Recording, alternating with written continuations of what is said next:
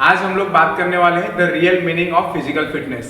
Means suppose मान लो अगर आप एक्सरसाइज स्टार्ट करना चाहते हो या तो फिर अगर आप एक्सरसाइज करते हो, तो मैं आज आपके लिए ऐसे 4 टॉपिक लाया हूँ जिससे आप पता लगा सकते हो कि आप रियल में फिट हो या नहीं हो। सपोज मान लो आप एक्सरसाइज करते हो या फिर एक्सरसाइज करने जा रहे हो, तो कुछ भी हो, चाहे वो जिम हो, योगा हो, जुम्बा हो, रनिंग हो, कोई भी एक्सरसाइज आप करते हो तो आप ये 4 चीज़ में मेजर कर सकते हो कि हाँ आपका फिटनेस का लेवल कितना है, या फिर अगर आपको उसमें कुछ चेंजेस करना है तो आप उस हिसाब से चेंजेस भी कर सकते हो।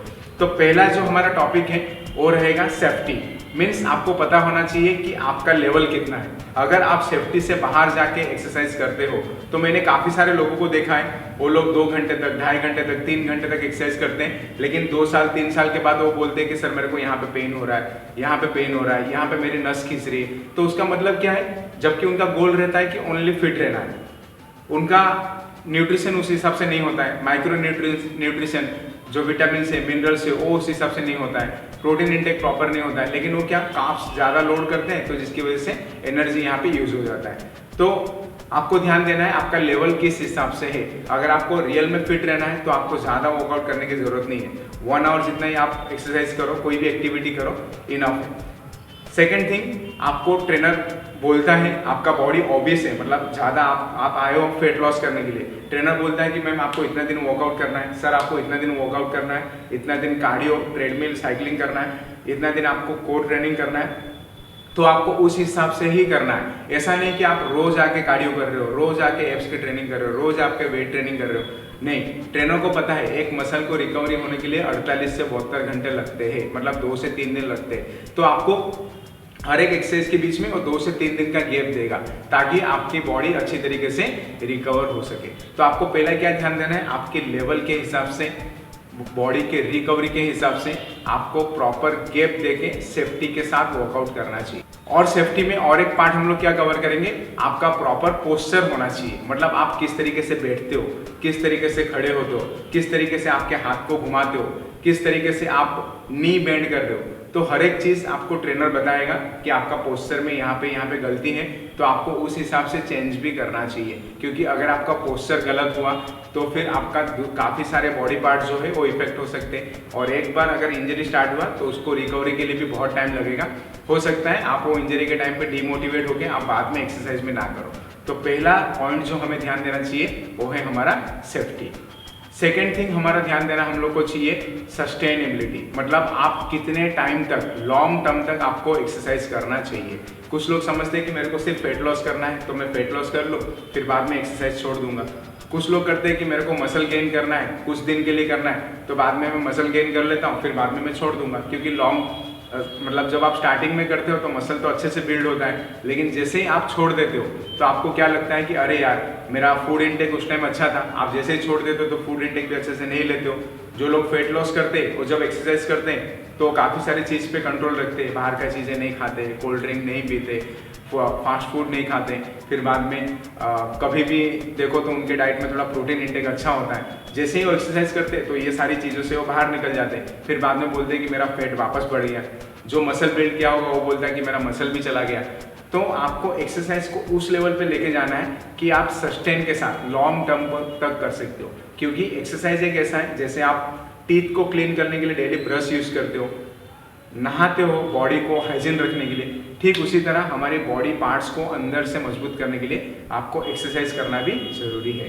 तो सेफ्टी के साथ साथ सस्टेनेबिलिटी, मतलब आपको ऐसे एक्सरसाइज करना है कि आप लॉन्ग टर्म तक कर सकते हो। ऐसा नहीं है कि 1 साल, 2 साल, 1 दिन, 2 दिन, 15 दिन, 20 दिन करके आपको छोड़ देना है, ऐसा नहीं करना है। लॉन्ग टर्म तक आप करोगे, कैसे आप खुद को मोटिवेट कर सकते हो, तो सिंपल है, जब आप एक्सरसाइज करो तो आपकी बॉडी में अच्छे अच्छे हार्मोन रिलीज होते हैं, तो जिससे मतलब जो फील गुड हार्मोन है, सेरोटोनिन है, डोपामिन है, ये सारे रिलीज होते हैं, तो जिससे आपको लगना चाहिए कि नहीं मैं वर्कआउट करता हूँ तो मेरे को एकदम फ्रेश फील होता है, तो मैं जाके daily at least 30 minute, 40 minute, 1 hour तो एक्सरसाइज में दूँ। तो आप सस्टेन के साथ लॉन्ग टर्म तक वर्कआउट करो, ऐसा आपका गोल होना चाहिए। सपोज आप सेफ्टी के साथ कर पा रहे हो, लॉन्ग टर्म तक कर पा रहे हो, मतलब आप समझो कि आप एक्सरसाइज अच्छी तरीके से कर रहे हो और आप रियल में फिजिकल फिट हो। प्लस थर्ड में जो एक पॉइंट ले, फ्लेक्सिबिलिटी। तो आइडियली हमारा बॉडी का फ्लेक्सिबिलिटी हाई लेवल का होना चाहिए, मतलब जितना लेवल में हमारा फ्लेक्सिबल बॉडी है उस लेवल में होना चाहिए। चाहे आपको नी बेंड करना है, एल्बो बेंड करना है, शोल्डर को आगे पीछे करना है, तो हर एक पार्ट में आपका बॉडी फ्लेक्सिबल होना चाहिए। क्योंकि अगर बॉडी फ्लेक्सिबल नहीं है तो मतलब आपका पोस्चर गलत होगा। तो आपको क्या करना चाहिए, जब भी आप एक्सरसाइज करो स्टार्टिंग में या फिर लास्ट में, आपको at least 5 to 7 minute, 8 to 10 minute जितना आपको फ्लेक्सिबिलिटी करना चाहिए। फ्लेक्सिबिलिटी मतलब जब आप स्टार्टिंग में करो तो आपको वार्म अप करना है अच्छे से, जब आप एंड करो तो आपको स्ट्रेचिंग करना है प्रॉपरली। तो अगर आप ये दोनों चीज़ें भी करते हो तो जिससे कैसा होगा, आपका जब आप स्टार्टिंग करोगे तो आपका मसल सारे अच्छे से एक्टिवेट हो जाएंगे, ब्लड फ्लो अच्छे से एक्टिवेट हो जाएगा, तो आप वर्कआउट के टाइम आपको इंजरी नहीं होगा। और उसके बाद जब आप कूल डाउन करते हो तो मसल रिलैक्स हो जाता है, जिससे उनको पेन से रिलीफ मिलता है और रिकवरी भी काफ़ी बेटर होता है। तो आपको क्या करना चाहिए, अच्छे से स्ट्रेचिंग, फ्लेक्सिबिलिटी के ऊपर भी ध्यान देना चाहिए। और लास्ट में हमारा जो बेस्ट टॉपिक है वो है स्ट्रेंथ। तो आपको आपका स्ट्रेंथ भी बढ़ाना चाहिए, जिससे क्या होगा, आप जो डेली लाइफ में कोई भी काम करते हो तो जितने भी काम आप करते हो वो सारे काम में आपका जॉइंट का सपोर्ट कम रहेगा, आपका मसल का सपोर्ट ज़्यादा रहेगा। सपोज मान लो आप कोई बैग उठा रहे हो, अगर आपका मसल में स्ट्रेंथ नहीं है तो बैग क्या करेगा, आपका बोन उठाएगा, तो लॉन्ग टर्म में आपका बोन में पेन आने के चांसेस ज़्यादा है। तो इसके लिए आपको क्या करना है, आपका हर एक पार्ट का, जैसे कि आप वर्क कर रहे हो तो आपका कोर एंगेज होता है, बैक एंगेज होता है, लेग एंगेज होता है, तो कोर को भी स्ट्रॉन्ग करना चाहिए, जिससे आप बेंड होके भी कोई चीज़ उठाओ तो आपका कोर का उसमें एंगेजमेंट रहे और आपको लॉन्ग टर्म में पेन ना आए। बैक में भी बिल्कुल पेन ना आए। बैक एक कैसा एरिया है, एकदम सेंसिटिव एरिया है। आप कोई एकदम हल्का सा चीज़ भी उठाओगे, अगर आपका बैक स्ट्रांग नहीं है तो एज ऑफ 30-40 तो हो सकता है आपको बैक में पेन आए। तो इसके लिए क्या, आपका स्ट्रेंथ भी पूरा बॉडी में अच्छा होना चाहिए।